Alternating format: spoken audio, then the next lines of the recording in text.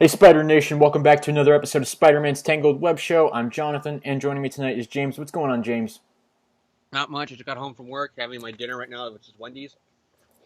Just relaxing. Wendy's is totally not a sponsor of this show. We should also point that out. Neither is Aquafina water. Yes, pure aqua spring water, which is what I always drink. They are not a sponsor either, but if they would like to be a sponsor, they are welcome to be a sponsor. Bullshit! Bullshit! You bring up the fact that I bring up Wendy's and you go, they're not a sponsor. But you go, oh, my water should be a sponsor, dick. Well, you know what? I feel like Wendy's is not going to ever sponsor us. I feel like pure aqua spring water is also never going to sponsor us. But you know what? I'm optimistic. I'm an optimistic person. Okay, that's probably a lie. But, yes, we've been off the air for, 3 weeks now? We apologize. Unfortunately, this thing called life just sort of got in the way. That darn thing called life. It's just so lively, I guess. I guess that's how we describe it. So, we haven't been around for the past 3 weeks to discuss the latest outings in the Spider-Man world. Excuse me. And so there is a little bit of news right out of the gate that we could talk about, and that is Tom Holland, Peter Parker, Spider-Man. He's going to be in Avengers 4. Yay? I'm pretty sure they're like, yeah, he's in Avengers. It's Avenger 4, even though while it's not called Part 2 of Infinity War, isn't it kind of like the aftermath of it? Yeah, that's the thing. It's like no one actually really knows what Avengers 4 is supposed to be, and it's like, so Tom Holland's in the movie. Yay. What's he gonna do? He's gonna be Spider-Man. Thanks. Like I didn't know that already. No one really knows anything about Avengers 4, so it's like it's just sort of this weird ambiguous project that they're going to be taking on. And so it's like I'm excited that Spider-Man's going to be in another Avengers movie, but I don't know anything about this Avengers movie, so it's just like... Yeah, like I said, as far as I know, it's going to be like the aftermath of Infinity War. Which is... They said the reason why they dropped this to Part 2 is they go, well, it deals with Infinity War, but it's not the main focus. So I just took it as kind of like the first new comic on the main books after the event is over kind of thing.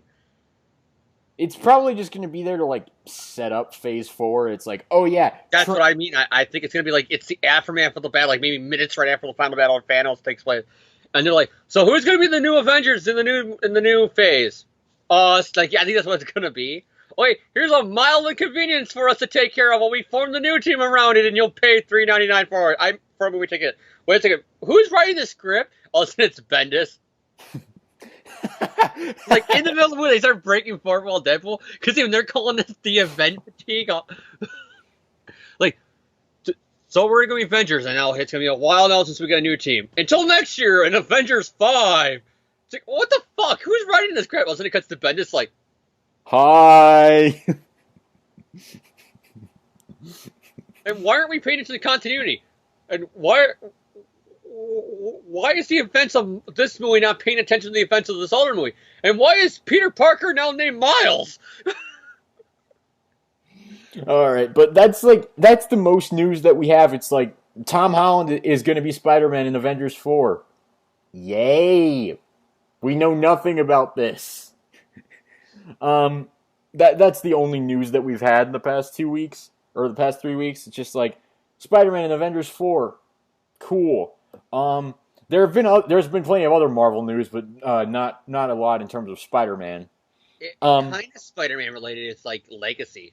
Because in the press release about, or not the press release, but in the retail convention they went to, they had a one-off line yeah, Peter Parker Industries is gonna be gone. He's gonna be swinging, around the streets of New York poor again, because it's Legacy. Oh, Tony's gonna be back, even though if you read, Secret Empire number 0, but still, boom, he's gonna be Iron Man again. Tony's, spoiler alerts, Cap is not gonna be Hydra after this. X-Men, well, we already kind of rebooted them, so they're gonna be over there for now. Yeah, it's like Tony Stark is already back in Secret Empire number 0. I do like that they did clarify that only some of the books are getting renumberings, And the ones that do, don't worry, that first issue and like the first page, we're going to go over how we came up with this number. Yeah, they're going to be like, okay, this is what you count, this is what you don't count. We don't care if our math is wrong, just go with it.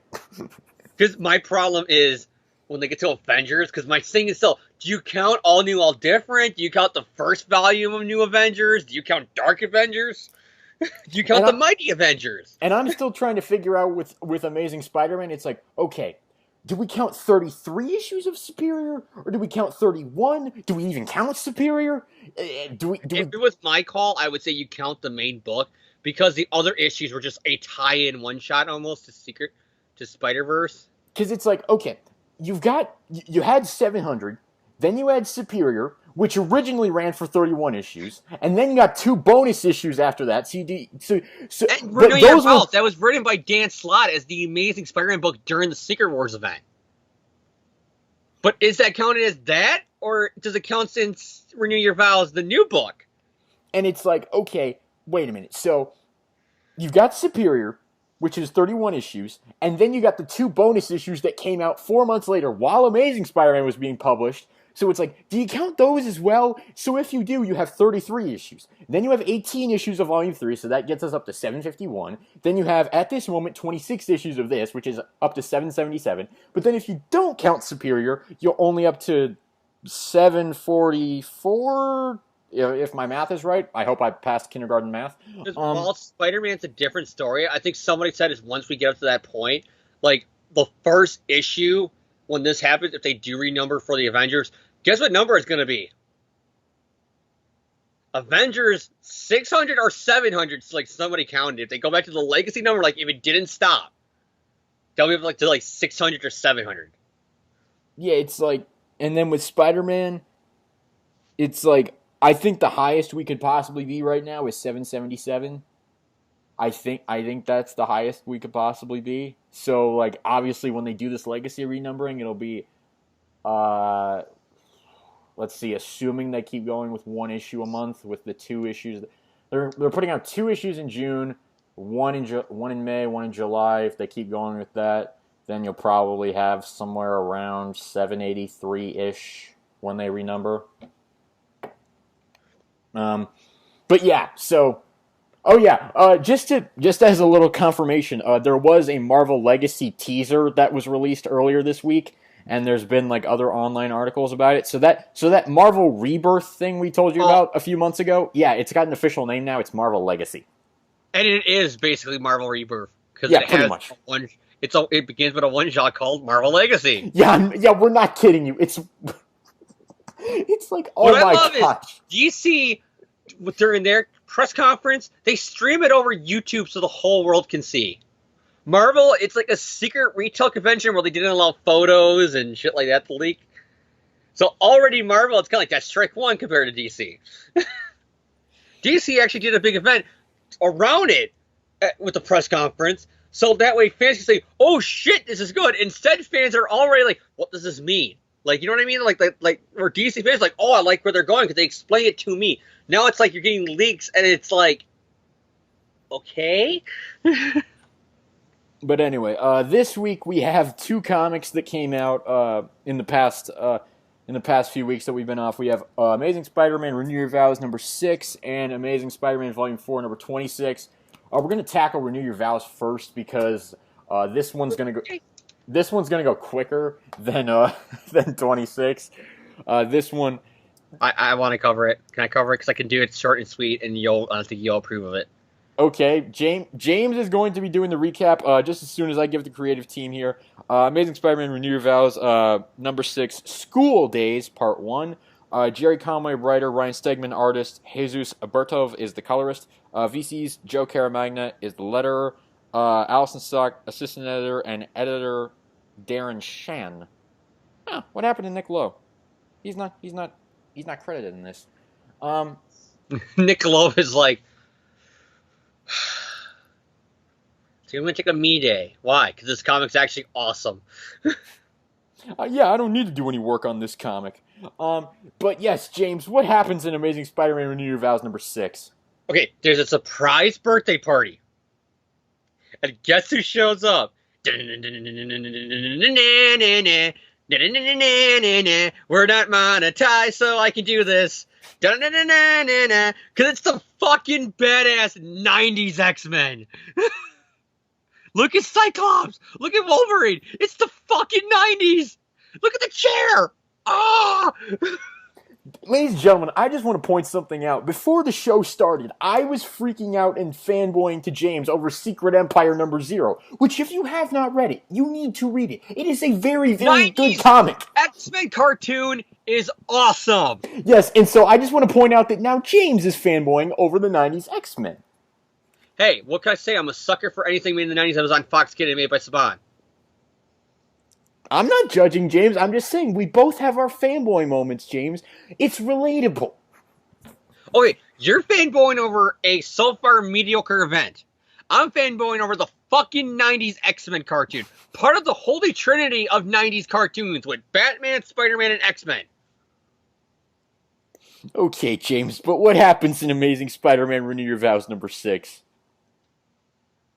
Pretty much the birthday party, the X-Men show up. Leads me to my own headcanon that this is the Spider-Man from the 90s show. Like, he didn't die. Like Slott said he did. This is him. And this is that Mary Jane! Married. That's my headcanon. That's what I'm going with. Fuck it. So yeah, you got that going on. It's a birthday party, and the X-Men come and they come fuck it up. Short and sweet. What's your review, John?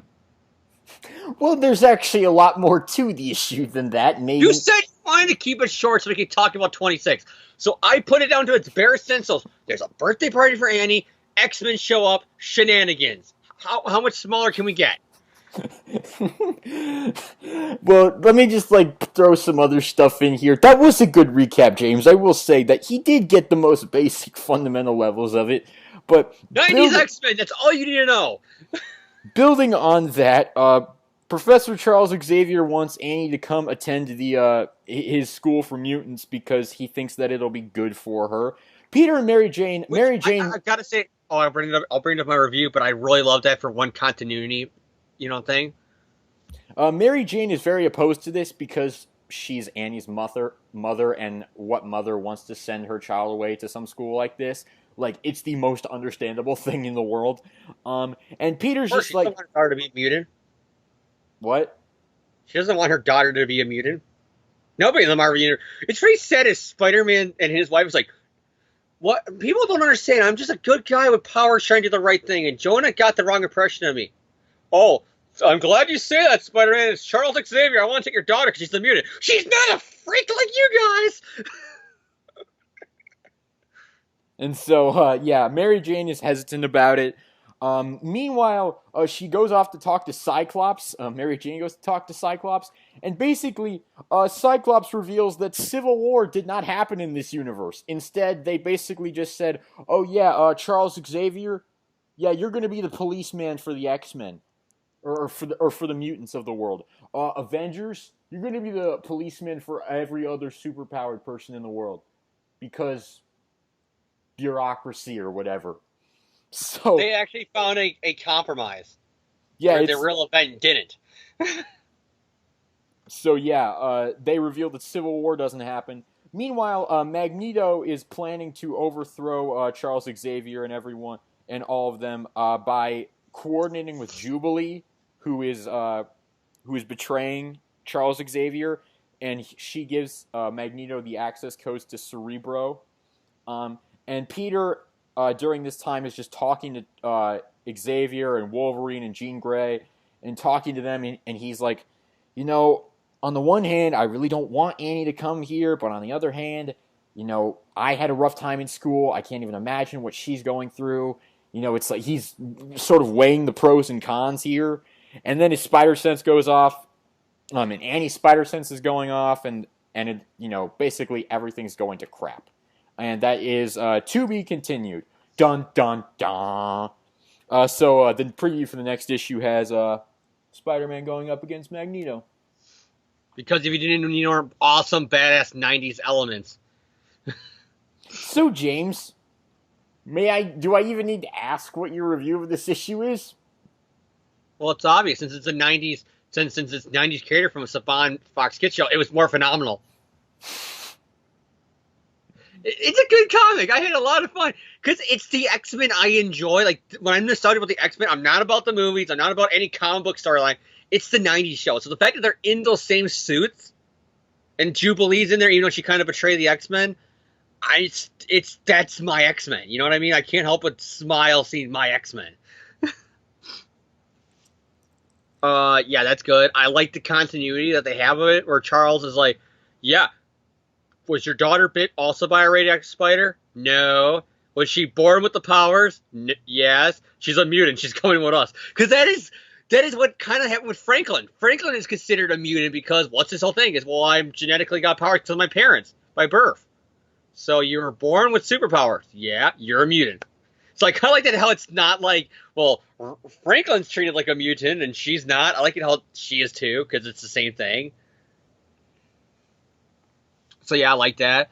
I made the joke that it's because Mary Jane's a racist. I don't think she. Obviously, if you read the comics, you know Mary Jane doesn't give a shit if you're a mutant or Tony Stark or super soldier. As long as you're on the good side with Peter, you're good in her book. You know? Mary Jane spends so much time with superpowered people that she's almost biased against regular humans. No, it's the opposite. Did you not read her during Stan Slott's run and then Bendis' Iron Man's run? I was making a joke, James. Haha, I'm the one who fooled you with sarcasm. Ha ha ha! You didn't know I was joking with you. Damn it. Whatever. So I like that, how it makes sense. Like, you want my daughter to go away from her family who loves her to go to a school that every week a X-Men supervillain is trying to blow up, to train her to go fight those X-Men supervillains that try to blow up your school. I know, she's safer with us. You know, when you think about it, and then Charles Xavier's like, you got a point. Disband into school. When you think about it, Charles Xavier is actually pretty crappy at his job of being the mutant policeman. You don't read the X-Men books. So when he was alive, you seriously don't get it now that Charles, while he's not as bad as Magneto, he's still pretty fucked up himself. I know nothing about X-Men, I'm going to be honest with you. If we still had Jan on this show, Jan would be like explaining everything during to us. House of M, when goddamn Wanda reanimates her fake magic babies again, he basically emotionally blackmails her saying, you better kill those fake children or I'll fucking mind wipe you and make you think you're a dog. That's not the exact words, but he basically says, I'll mind rape you until you kill those fake children that are now real, so technically it is murder. Jeez, Charles. Have a little compassion. Granted, he was going for a lot. I mean, the mutants just made their own utopia, country, only for it to get nuked because the rest of the planet's like, a country full of mutants? They're going to invade us, so we're going to invade them first, nuke. Okay, James, but do you give this issue a thumbs up, thumbs sideways, or thumbs down? I give it a thumb up. It's obvious. Like, I love the art. I love the X-Men stuff. It's nostalgia for me. So good call by Conway for picking. Like, I think he deliberately said, "What's the era of the X-Men that most people would say? Oh my God, it's that X-Men." And I think he made the right choice. Because this is the classic. When people think X-Men, that's just what they think. They think Cyclops. They think Wolverine. They think Charles in that hover chair. They think Jean Grey. I mean, this is the X-Men to a lot of people. My review, yeah, I enjoyed this book. I thought it was a good Spider-Man X-Men team-up book, and it's part 1 of 2, so we're gonna get more of James's fanboying next month with this. But yeah, it was fun. I like Mary Jane's reaction to Annie, like, possibly going to Xavier's school, because she's like, you seriously gonna take my daughter away from me? Oh, heck no. I really enjoyed that. I thought we have to, because it's a private school, I thought we got to apply for an application and hope that our daughter gets it. You don't just come to our house and say, we're taking your daughter, bye. What are you, fucking Jedi? So I like that. I thought that was a realistic maternal reaction for her to have. I liked the just the banter between Spider-Man and the X-Men. I thought that was really good. The artwork by Ryan Stegman's really good. I'm not the X-Men fan that James is, so I'm not an X-Men fan. literally, my quotes are House of M. Because that was a Marvel event that involved the Avengers too. I try to get on X-Men, but whenever I try, it's kind of like I can't, it doesn't take my interest more than a couple issues. I haven't even read none of the Resurrection stuff yet. And so it's like I was not as emotionally attached to these X-Men as James was, but I still enjoyed it. So I mean, I give it a thumbs up. It's a good comic. I recommend picking it up. Renew Your Vows is still a pretty freaking good series. And we're still enjoying it month after month. So that's a good thing. But now, my friends, it is time to move on to Amazing Spider-Man Volume 4, number 26. Oh, jeez. AKA, yet again, another reason why Dan Slott should get off the fucking book. Oh, jeez. James is setting the tone already. All right. Literally. I'm going to give a shout out right now. I watched their new episode based on Renew Your Vows. Comic Pop back issues. Watch it. It's a really great classic. It's a really fun show. It's funny. It's awesome. They got really good insight on the comics. Watch it. Like the guy said, this has been the Marvel room after every goddamn event and relaunch. So, Dan, we're putting Bendis on this book. We're putting this guy in this book. We're moving Hickman into this book. What do you want to do? Spider-Man. Okay, you do that. 6 months later. Okay, Dan, you're wrapping up Superior. What do you want to do? Spider-Man. Okay, go do that. 18 months later. Okay, Dan, we're rebooted again with Secret Wars. What do you want to do? Spider-Man. Okay, do it. That's what it feels like. He's really outstayed his welcome. All right. Amazing Spider-Man Volume 4, 26, The Osborn Identity Part 2, Fight or Flight. Dan Slott writer, Stuart Immonen on pencils, Wade Von Grobager is the inker, Marte Garcia is the colorist, VC's Joe Caramagna is the lettering, assistant editor Allison Stock, associate editor Devin Lewis, editor Nick Lowe. All right, let's get into this. We start off in Hong Kong at the Parker or the Uncle Ben Foundation charity event that Osborn was using as a cover for his own Goblin tech demonstration, stuff like that. So the Goblins are attacking. The crowd's panicking. Norman protects Harry from gunfire, and he actually acts like a concerned father for like half a second. And Harry's like, "Dad? Yes, you may be a whiny little brat, Harry, but you'll always be my boy, my firstborn, and Osborn. Actually, it's Lyman." Shut up! I love it too how it's like, I keep on forgetting that Sins Past was never fucking retconned. Because I'm reading this, it's like, I was expecting to go, "You're my only son, of course I'm going to let you live." And it's like, "Of course I'm going to let you live, you're my firstborn." It's like, oh yeah, Sarah and Gabriel are still around here somewhere. Fucking bullshit. Haven't they aged to be like to age 100 yet and just die already? Norman instructs his goons to get him out of there. Mockingbird, Spider-Man, and Silver Sable, they go after him. And Silver Sable's like, "You morons, I could have taken him out if you didn't interfere with me." And so Mockingbird's like, "So Silver Sable's alive again, huh? That's a thing. You think she's a clone?" And Peter's just like, "No, don't even go there. Do not even go there." That's literally like a case of him going up to her. He goes, "Well, Mockingbird, you that was pretty weird for you to ask me if she's a clone. Are you a fucking Skrull? Because remember when you came back from the dead during Secret Invasion? Huh? And found your husband, Clint Barton, in bed with a fucking Echo? Yeah, fuck you, bitch. Fuck you." Okay then, James. I'm joking that Peter would do that because of how how mind fucked he is right now after the events of Clone Conspiracy, that he would be like snapping on her that bad, I think. So Peter checks in with Aunt May and Harry and makes sure they're safe, and then he swings off after Norman.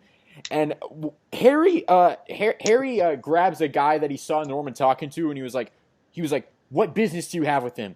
Please, I can't be mixed up in this. This was a charity event. Our charity. You were using us for cover. Why?" And so he gives him the Goblin card that has a web address on it that Norman wants everyone to go to. Silver He's Sable. giving out business cards now. I mean, First, he takes Spider-Man to Hollywood to go hit him over the head with a rock with the enforcers. Throws his girlfriend out the bridge. Calls this is a clone saga. Comes back from the dead. Causes more drama. Stacy twins. Now he's just like, here's my card. Hey, You I know the used drill to by run now. fucking Shield and rename them Hammer until I got fired for being a nutso trying to invade Asgard. Here's my card. So yeah, Silver Sable and Mockingbird, they're chasing after Osborn. Mockingbird gets a call from Sam Jackson, Nick Fury, who basically says, yeah, we didn't authorize you to go in there and deal with that, so you need to pull out right now. So basically, that's what she does. And Peter's like, oh, thanks a lot. So Peter and Sable, they go after Osborn. Meanwhile, Harry, he gets a suspicious card with a suspicious URL on it. And what is his first instinct? To follow that suspicious URL. And so... No. Actually, his first instinct would be... No, that would be his first idea. I can't even think of anything else Harry would do, because it's Harry. Because you know why? Because you know what? Deep down Harry, with his daddy issues, he might be saying, Norman's a dick, I'm just investigating to find out why he's doing this stuff. But deep down he's saying, Daddy loves me! So yeah, it turns out that Norman is live streaming this entire thing, and so Peter and Sable they follow him into a building. Nobody tracks the IP address, seriously. Yeah, they follow him into an abandoned building. Sable's like, Spider, what's your spider sense say? And Peter's just like, I'm ignoring it. So you're gonna lead us into a death trap, and you're just gonna be reckless like that? Yeah, because I'm depressed. Wait a second. Continuity shenanigans here. Continuity shenanigans. Why isn't he not freaking out that she knows about the spider sense like he did it with Tony back in Civil War? Yeah, why? Because goddamn Stradinsky's no longer on the book. So yeah, basically, Peter's like, wah, I want to catch Norman. Wah, I'm going to lead you into a reckless death trap. Wah. Why would he do this with Norman fucking Osborn of all people? Why is he acting like this is no big deal? He killed Gwen Stacy! It's just that he's in such a bad headspace that he's hinging his He's entire... in a bad headspace for two of the comics. He never fucking acted like this, and we went for the whole, I am the Spider. Oh, I'm back in the black suit. Oh, morning Captain America, emo, Spider-Man 3. He's been through shitty times. He's never been asshole though, dick. Yeah, like so they arrive and Norman's like showing off the Goblin gliders to his potential buyers or whatever, and he's like, yeah, they're upgraded. They have power cells that are much more powerful than our old Goblin gliders, and they have 100% fewer impaling yourself issues. And so I should know. I'm not only just the founder. I'm also a client. So Spider-Man takes them down pretty easily, and he's like, haha, I got you, Norman. And Norman's like, do you honestly think that low of me? We've been doing this for 55 years, Parker. That's what I mean. The way he's treating Norman here is bullshit. This ain't fucking Shocker. This is the Green Goblin. Yeah, and so what does Norman bring out? A big, giant robot. And Peter's like, ah, crap. And so Peter and Sable, they take on the giant robot, and Norman's like, you really should have seen that coming, you moron. Like, how many times do we have to do this? Like 50 times. And so, meanwhile, Harry is taking calls from, like, Parker Industries shareholders, and they're basically all like, oh, man, this is bad, this is not good. And meanwhile, because we have to be reminded that this story is coming up in a few months, Superior Dr. Spider-Puss shows up. Because Secret Empire tie-in in 2 months, James. Yeah. Do you want to talk about the controversy about the look of Doc Ock, Peter, here, with the new modifications to him? What's the controversy? I haven't been on the internet very much. I could be wrong, but there's a lot of people who assume, and Dan Slott's been kind of like winking and nudging, that the design is either a young Donald Trump or a young version of somebody in his cabinet. I haven't even thought about that. Like, I just read that today, and it was like a quick glimpse on like a message board. So it could just be a few people BSing, but I guess like that's kind of like what some people on the internet are speculating, that why he looks so different is because he's drawing a caricature of like a young Donald Trump or a young somebody else. I'm going to be honest, I don't really see it. Like, I'm looking at it right now, and I don't really see it, to be honest with you. I don't know. Who knows with Dan Slott? But what were we even talking about? Oh, yeah, so the shareholders are not happy. And Doc Ock is listening in on this, and he's just like, that was my company. I built it, and I would have done it so much better. And so Peter and Sable, they're taking on the giant robot, and Osborn, he leaves with a woman named Countess, who we learn later is basically ruling Simcaria, and she's enslaved the people and all that stuff with Osborn. Peter manages to deduce how to take down the robot, and so he and Sable manage to do that. And so then Peter asks the $1 million question. So, Sable, how'd you come back from the dead? You know what Sable's response is? She basically asks, do you honestly care? Nope, you don't. Let's just get on with it. I'm here. Let's not even deal with it. I know. Her basic response is, do you honestly care? Nope. No. You want to know what her response is? Gotta do my best monotone voice. There's a simple explanation for that. That's Gosei from Power Rangers Super Mega Force for anyone who doesn't get the reference. So here's the thing. Sable explains that Simcaria is under the Osborn Countess control, and that her people are enslaved, and that she needs to take down Osborn to free them. And so, what is Peter's reaction to this? Hey, you want some help with that? Some corporate help with taking down a lawful regime? Oh, Jesus. Okay, this is where this comic goes off the rails. This is not goddamn year one fucking Peter Parker who doesn't know any better. Stop writing him like an immature dickweed, Dan Slott. Yeah, okay, listen. Peter Parker, this comic ends with Peter Parker funneling Parker Industries money and weaponry. They don't have weapons! No. He's like... James, I'm going to get to that in a minute. I'm going to get to that, believe me. I'm going to get to that. Peter Parker's okay with fucking weapons in his company! Yeah. He's going to basically... He's going... Start World War III. He's going to go create an international incident. You know, it's like... James, you know why sometimes the Fantastic Four... They think twice about invading Latveria because it's a sovereign nation, and people like S.H.I.E.L.D. or the United Nations might be a little bit pissed off about that. Because, you know, you can easily create an international incident that could destabilize an entire region. There's going to be some Slott fanboys who are going to be like, well, he's going through a lot right now. He's been through worse! And it's like, here's the thing, though. Like, here's the thing. James, have you ever had a bad day in your life? Yes. Have you ever started an international incident because of it? I had a bad day the other day. Last week when I was at work, I had one of the worst fucking miserable days. I didn't go invade Poland. So his brilliant idea is to invade Simcaria because great power, great responsibility.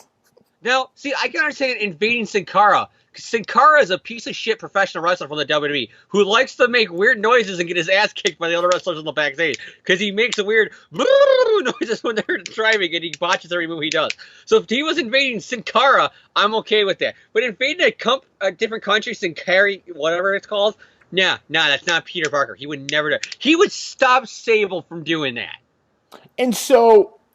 Sam Jackson, Nick Fury, and Mockingbird have the most understandable reaction of anything We're going to war with Parker Industries? Because they're creating an international incident. To be continued, needless to say. Like, if I just had if John, tomorrow, had the worst day of school, a teacher called him out for some mistakes, you know, the girl he asked out told him, no, you're a loser. You know, nobody likes you. You're having the worst day of your life. You went and go, okay, guns ablazing. I'm invading Canada. Canada's a good place. I would never invade Canada. But that's the thing. It's like, But I mean that's your rationale. exactly. That's the rationale of this comic. So you had a bad day, you take it one down, you sing a sad song, and you invade a foreign country just to turn it around. It's like, geez, come on. Like, This is Peter Parker, who had some very, very emo moments in his life. Death of Gwen Stacy, the Clone Saga, the second Clone Saga, now the third Clone Saga. Back in Black. Civil War. Mary Jane blowing up in a plane. He has had bad moments. Like, here's the thing. I've been wrestling with this. He was having emotional drama, problems and psychological things, trying to save people's lives on 9/11. What he's going through now is not that bad to cause him to go this far off the deep end, to invade a country. See, I've been wrestling with this, and I'm just like, do I honestly think, like, is this in character for Peter Parker to do? And I'm just like... Yeah, it would be if this was 16-year-old Peter Parker. Honestly, this ain't, though. But here's the thing. Here's my conclusion. Because I'm thinking, like, oh, Civil War. I'm like, Civil War, he didn't go invade a country. Civil War... He did the opposite. He joined Camp Site because he wanted peace. And then it's like... And that's the thing. It's like James said, maybe 16-year-old Peter Parker would invade a country. Like, I could see 16-year-old Peter Parker, who doesn't know any better, thinking Norman Osborn is not that big of a threat. But then it's like, this is, mature, grown-up CEO Peter Parker. You would think... He's acting... We're literally at the point I think me and you are to that point that other podcasters have been at years ago, which is he's now a whining, immature man-child who almost like character assassinates everything the character has ever done. And here's the thing. It's like those later seasons of sitcoms where they should have ended the show after season 5 and 100 episodes, but now they're going towards 200. So they digress the characters back to their basics where they were in season 1, and it pisses you off as a fan, a.k.a. Ted Mosby or Eric Foreman and characters like that. How you have character development and then somewhere they de-evolve because they have to go back to factory mode. This is where we're at now with Dan Slott's run. And here's the thing. I'm not like someone who hates Dan Slott. I think he's done good work on Spider-Man. I think he did too. 5 fucking years ago. I am someone who I'm very skeptical whenever someone says, oh, everything's bad. I don't believe that. I think he's had good moments, and I think that he's had some good stuff, even recently. I'll be honest, I didn't hate Osborn Identity Part 1. I thought it was a decent issue. I did. This was just... I think I was like, I'm okay. At least it's not shit. This was just like, what? I can't remember the last time I gave a good review to an issue of Amazing Spider-Man in the main book. I'm just like... I think you have to go back all the way back to the beginning of Volume 3. When I first joined the show on the old show. To go back to me giving a positive review to an issue of Amazing Spider-Man. And I think at that point it was just because you were like, well, at least it's not Superior. Oh, because the week before, remember how I said I give Superior Spider-Man an F, and the only good thing about it is it could be my toilet paper for the next few weeks? Yes, I do remember that. But yeah, it's like, this comic, I'll admit, I wasn't that big on, like, even before the international incident thing, because I was like, oh, you're leading Silver Sable into a death trap because you're having... So like this, Slott is literally doing the Ghost Say thing, and nobody cares. Yeah, they do. How did this character come back from the fuck? She's alive when she... I could believe some bullshit spy stuff, like Coulson in the fucking, MCU. Give the same explanation there. She goes, it's classified, but just to know I wasn't really dead. Yeah, it's like, because boom, here... There you go. Because here... I can buy it with Super Spy Silver Sable. Because here is the thing. It's like, if you remember way back 5 years ago, 2 ends of the Earth, when Silver Sable supposedly died. A month, she's still alive. A month or two later, in Amazing Spider-Man 690, Spider-Man's, beating up Morbius because he's having a bad day because Silver Sable died. And you know what happens? Julia Carpenter's like, would you quit your whining? She's still alive. And Peter's like, what? And It never got mentioned Slott doesn't remember that, though. I can guarantee you right now he doesn't remember writing that because it was so fucking long ago. And then it's like, that never got mentioned again. And now here it is. And Silver Sable, to be honest, I didn't mind the fact that Silver Sable didn't explain how she came back, because I was like, she was never really dead in the first place. We learned that 5 years ago. She was never dead. So, who cares? I still want it there, because then you're not insulting my intelligence. Because by you doing that, you're basically saying it's okay to... You don't gotta explain it. At least One More Day has the it's magic, we don't gotta explain it, because at least magic ends in an explanation. This is no explanation. This is literally, so how'd you come back? You don't care. You're right. Well, a fucking audience does. And then it's like, he leads Silver Sable into a death trap, all because he's like, wah, I had a bad day, wah. And then it's, and then it's like James said, just completely underestimating Norman Osborn. Spectacular Spider-Man out yet, because I can't stand Amazing anymore. I'm honest, I can't. I'm tapping out of what Amazing. I'm just like, I'm so fed up with this book for the last 5 fucking years. I can't, like I said, I can't remember the last time I liked an issue of Spider-Man. Because the issues I thought I liked, starting back to Brand New Day, when we reviewed them in this comic, I found out, yeah, they don't really hold up now. It's nostalgia glasses for me. So, and then the Doc Ock stuff, it's just like... Again, I don't care about what's going on now at Norman.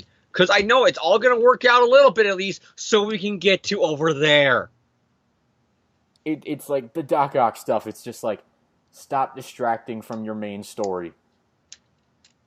You don't need to do this. It's just like, I recently reread an early big time arc. It was the death of Marla Jameson story arc. It was that story. Okay, that was probably like the last good issue of Amazing Spider-Man I can remember reading. Where Doc Ock all of a sudden comes into the issue out of nowhere to save John Jameson from blowing up in a shuttle, and he does it via an Octobot, and it's like, what? I think the reason I had no problems with it there is because it didn't get too bad yet. It was with Ock. And then, because literally it was like 600, he was the main villain. And that was a Slott done thing. And Slott set this stuff up. But then other writers, like I said, during the Brand New Day era, did their own thing. You know, they had their own storylines. So you never really had much more with Doc Ock. But until you got to, like, the origin of the species, which is setting up his run. And then you start to get into the problem where it's like every fucking event is reminding you, well, Doc Ock's over there. So... Because I get it. He's Slott's favorite villain. But you can't just say because he's your favorite villain that you're going to make sure now that he's the only villain in Amazing Spider-Man. So, James, I think it's pretty clear. Thumbs down from both of us. Yeah. I want to stress this again. I do not hate Dan Slott. I do not hate Amazing Spider-Man. I think there's been... I will say this right now. I don't hate Dan Slott either. I would have to care about him first to hate him. But I do care about the Amazing Spider-Man, and I don't like the work he's doing on it. I think that there has been good stuff recently, but this is not... I can't remember it. Like I said, like literally, the last good issue that I actually could say I sat down and enjoyed, and going back and rereading it, I still enjoyed it, was the whole enough said, not really a lot of dialogue, death of Marla Jameson storyline. I would say that this issue is not Dan Slott's finest. The artwork is nice. Stuart Immonen has nice artwork. Immonen and his team do nice artwork. And I will admit that I did like Peter Parker using science skills to take down the robot. I like that. He can use science skill for the robot, but he's not fucking smart enough to realize that it's not a cool thing to start World War III. Yes, James. So yeah, we didn't like this. I'll be honest, like, I remember when I read this the first... I'm glad we didn't do this podcast last week, almost. Like, I'm almost glad we didn't, because the thing is, last week I was much more passionate about this. Now I've had time to, like, calm down and, like... I had time to calm down, too, until you told me that we had to review this, and I was pissed. Because I was literally hoping, well, maybe we can push it off another week. Because our plan 2 weeks ago, before, you know, life got in the way, was to do more reviews of, like, the classic 90s cartoon. Like, another audio commentary batch of, like, 1 or 2 episodes there.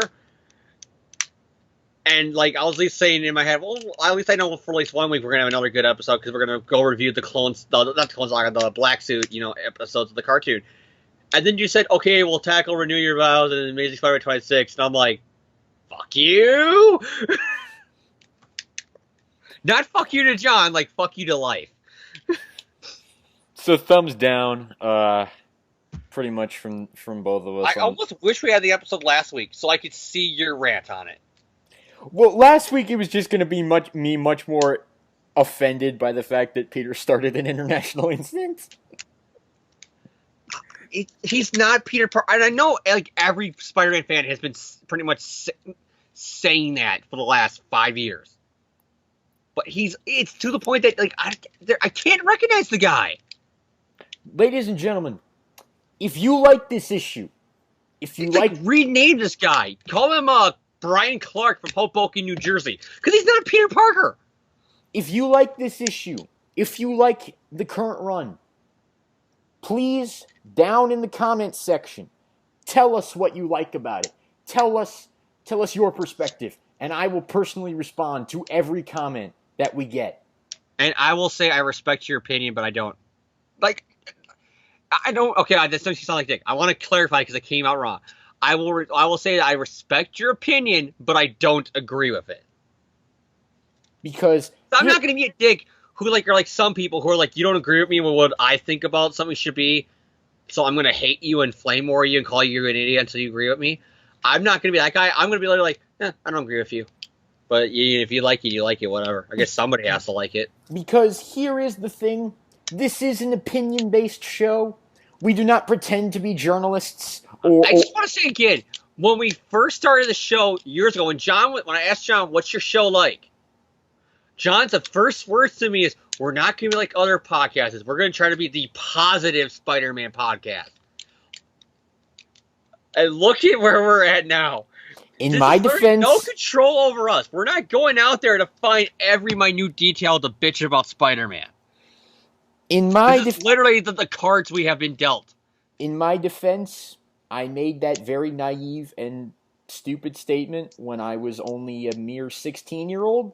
And John had no idea I was joining the show and how bitter I was getting about Superior Spider-Man. And I am now approaching 20 years old. I remember John telling me, because of how negatively I hated Superior Spider-Man, your exact words is, at least we got one guy on the show who's going to give the book a negative review. And now it's to the point that John's like, did somebody give it a positive? I'm trying. Because I still remember, I was pissed off at you for about a week when we first started the show. Because I re-jumped on the book, but I didn't, because I was trying to catch up with you guys so I knew what you guys were talking about. But I started from episode 1 and going down and going up, So I didn't know that you guys already covered the goddamn Venom issue of Superior. Oh, yeah, so you read that whole arc. And I'm like, this is going to be shit, but I guess, it's going to be fun to at least talk about it with other Spider-Man fans and kind of vent about it. You go, oh, we already covered that. And then Thomas had one of the best, Zombie Thomas, for people that don't know, had one of the best quotes I think I remember behind the scenes where he goes, yeah, we agreed, it was shit too. And that's all, and the tone of voice he said it was so much like he hated his life for reading it, and he was getting flashbacks. He was like, yeah, we read it too. We didn't like it. All right, ladies and gentlemen, that is going to conclude our reviews for this week, and that's also going to conclude this episode of the podcast. We don't really have anything else to talk about. We apologize if we depressed you. Oh, speaking of Venom, first shout-out. Venom issue 6, Eddie Brock's back. So if you're a 90s kid like me who's fangasming over goddamn X-Men, you'll know that Eddie Brock being Venom again is the only Venom. So yes, I want to emphasize this again. We are an opinion-based show. We have no actual, I liked Flash Thompson. I just think that there were some ideas they could have done with him that they just completely missed the boat on, and I think it was because they were calling, no, he can't know Peter Spider-Man, so we can't do this idea or that idea. So they kind of constricted themselves.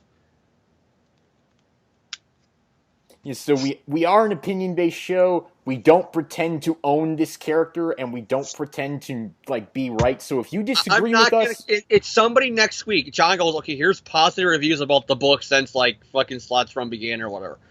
I'm not gonna be like some people on the internet, and they know who they are if they're watching this, who will bitch at you and your comment and claim you're paid off by Marvel, that you're just a fanboy who's sucking the dick of Dan Slaughter Marvel, and that's all it is. Or this quote that I just love when people try to say this, because it's all opinion based. So you're wrong. No matter which way you look at it, you're wrong when you say this quote. You're factually wrong. Factually wrong. It's factually a bad comic or a bad art or a bad writer or a bad movie. No, it's not. There's a reason why there's the expression, one man's trash is another man's treasure. Fuck you if you actually believe that somebody's factually wrong no matter what. Because it's not your opinion. And on that note, I'm the good guy here. I pissed off dicks. Oh, John, I'm such a bad guy. I pissed off assholes. Okay. What were we even doing? Oh yes, James. Do you have any other shout-outs besides? Wendy's. You know, that was pretty good tonight. Wendy's gets a shout out. Got a few others. Let me think about it. I wanted to say a couple. Coming in the mail, it just shipped out to me. Gekigoso Sentai Karanger on DVD from a Shout Factory, picking up Car Rangers, the parody Sentai became Power Rangers Turbo. And they have just announced already, well, not really announced, but it's already out for pre-order releases. Denji Sentai Mega Ranger, which became Power Rangers in Space. That's out for pre-order in some place. I don't think Amazon has it yet, but they got the page listed for it. It says you can't just pre-order yet. So when that comes out, Mega Ranger, if you enjoyed Power Rangers Space and want to see a really different show, because literally they were like, oh, it's space themed, and then like, oh no, it's just teenagers with cell phones and shit like that. That's the theme. Oh, well, use the toys to make space scenes anyways. So it's really cool to see the same suits but a completely different feel. Check out Mega Ranger when it comes out in a few months. And there's one more shout out I wanted to say and I forgot about it. Fuck. I'll save it for next week if I remember it. My shout outs this week: Marvel, Stan Lee, Steve Ditko, of course. Thank you for Spider-Man. Other shout outs: Secret Empire #0. Read this comic. It's good. It's really good. I'm not going to spoil it. It's just good. You need to read it. I'll spoil it. Here's your spoiler. Captain America's a dick. Other shout outs this week. Gosh dang it. Shout out to the comic stores that told Marvel we're not going to dress like Nazis for you. The other shout out that I had this week, I completely forgot it. I know I had one. Marvel wanting people to dress up like Nazis? That's fucked up. That wasn't it. I don't remember what it was. And now it's like honestly pissing me off. I completely forgot it. I wanted to mention it. The shout out that I wanted to give is that I've been reading some classic Iron Man, Matt Fraction Iron Man on Marvel. Oh, that's a good run. On Marvel Unlimited. That's a good run, ladies and gentlemen. That's some good stuff. My favorite issue of that whole run is the Spider-Man one. Because I like it how it's not even a Spider-Man book, but it's an Iron Man book where they kind of come to a truce finally after Civil War. Oh, and I do love that ending is one of the best endings ever, where he goes, "Why did you do this, Peter?" He doesn't say Peter, obviously, but he goes, "Just take off your mask again. My deal is still up. I'll protect you. Your life's not any better when you became a fugitive." And then Peter explained it to him why he can't. Because Peter knows in hindsight, Tony maybe not that much of a dick anymore because all the shit that's going on behind the scenes with like Secret Invasion and stuff like that. But he's still thinking, it's not you. It's if I take off my mask again, it's what's going to stop the Kingpin from sending another guy to come and shoot my aunt. Yeah, so it's like they handled it in an actually creative way. Like I saw the outcome. Somebody's going to shoot my aunt. It has nothing to do with you. You can have all the technology in the world. Somebody's still going to get hurt from this, and I don't want to take the risk. It's a lot more better than Bendis handled the whole Secret Identities thing, where he's like, even after he revealed himself to the Avengers, he was still like paranoid that if it was raining, people were going to find out he was Spider-Man in a member of the Avengers. It was dumb.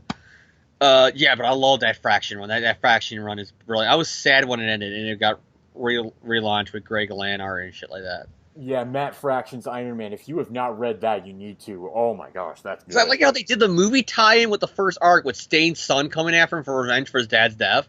Because it was a different creative way of doing the movie tie-in. And then it's like, you had the awesome... excuse me. You had the awesome Salvador LaRocca art, and then it's like issue 25, get the bleeding edge armor. It's, oh my gosh, it's so good. Yeah, that run. It's so good. The Norman stuff with Dark Reign, again, has another great Spider-Man moment that should have been an amazing, but was in here. Because Bendis never touched this. It's Spider-Man's main villain. He's writing Norman as the end-all, be-all in Ultimate at the time. With the death of Peter Parker. And he doesn't ever have Norman actually give a shit about Peter in the Avengers books in Dark Reign. But Fraction puts it in his book that when Norman, the first second he sits down on Stark's computer with the initiative, which does still have Peter's name registered as Spider-Man from Civil War, just nobody looks at it because mind wipe and magic. The first thing he's going is to Spider-Man. And of course, just perfectly enough, the minute he types in Spider-Man and the name's loading, Stark's like deleting it. And then Norman goes fucking nuts. Because then what's her name? Mara Han, whatever the fuck his name is. Wait, what? The secretary chick with the red and black hair. What's her name? The secretary? Victoria Hand? Oh, I'm forgetting. I'm blanking on that. She had the glasses, the red streak in her hair. She was kind of a bitch. She was like Norman's secretary, like his Pepper Potts to his Iron Man during their run. Yeah, I'm blanking on what her name was. Well, she comes up to him and she goes, "What's the big deal? He's just Spider-Man." And then he goes, "Everything is about Spider-Man." Like, the whole reason he did the initiative and Hammer is to find out who Spider-Man is, to throw a pumpkin bomb at his family and kill him. And now that's gone. And now he wants Tony for taking away him, taking out Spider-Man. That's character development that's perfect for Norman. And it's in the Iron Man book. Yeah, but if you've not read Matt Fraction's Iron Man, you need to. Other than that, I don't really have any other shout-outs this week. So thank you all for tuning in. We hope to see you next week.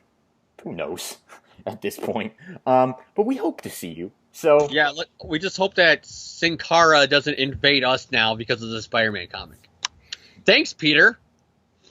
All right, but thank you all for tuning in, and see y'all later.